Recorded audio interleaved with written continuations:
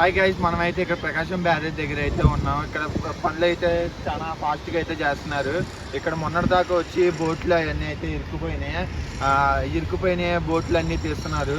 ఇక్కడ 3 days నుంచి అయితే ఆ పని అయితే స్టార్ట్ అవుతుంది. ప్రకాశం బ్యారేజ్ మీద కూడా అయితే ఎవరిని రానివ్వట్లేదు. ఇప్పుడు మనం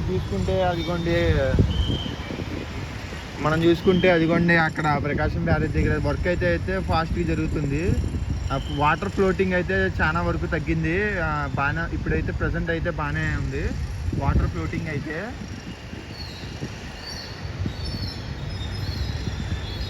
ప్రకాశం బ్యారేజ్ మీదకైతే మనుషులు వస్తానికైతే లేదు ప్రజెంట్. పోలీసు వాళ్ళు ఎక్కడైతే దారులు ఉన్నాయో వస్తానికి అక్కడ బ్యారికేడ్స్ అయితే పెట్టారు. ఇటువైపు ప్రకాశం బ్యారేజ్ మీదకైతే వస్తానికి లేదు. మన ఇటు నుంచి రావాలంటే వాటర్ మీన్స్ అయితే రావాల్సింది. ఇటైతే రూట్ అయితే లేదు. వాటర్ ఫ్లో అయితే బాగానే తగ్గింది.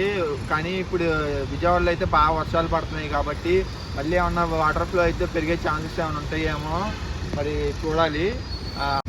గోదావరిని అయితే కృష్ణానదితో కలిపారు కాబట్టి ఇంకా ఫ్లో అయితే ఇప్పుడు వచ్చే ఛాన్సెస్ అయితే ఉన్నాయి.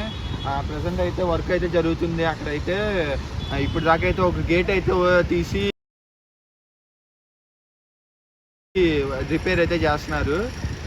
మనం చూసుకుంటే అదిగోండి అక్కడే చేస్తున్నారు. ఇటువైపు ఎవరిని వెళ్ళనివ్వట్లేదు. వెళ్ళి వీడియో తీద్దామన్నాం.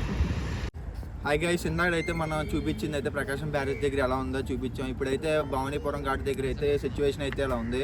మొన్నటిదాకా వాటర్ అయితే ఇప్పుడు దాకా ఇదంతా నిండిపోయింది. ఇళ్లలో కూడా వెళ్ళింది వాటర్ అయితే. ఈరోజు వాటర్ ఫ్లో అయితే చాలా వరకు తగ్గినట్టే. మీరు చూస్తున్నట్టయితే ఇదిగోండి వాటర్ ఫ్లో అయితే చాలా వరకు తగ్గింది. నార్మల్గా ఎలా ఉండిద్దో అలాగే ఉంది ఇప్పుడు వాటర్ ఫ్లో అయితే.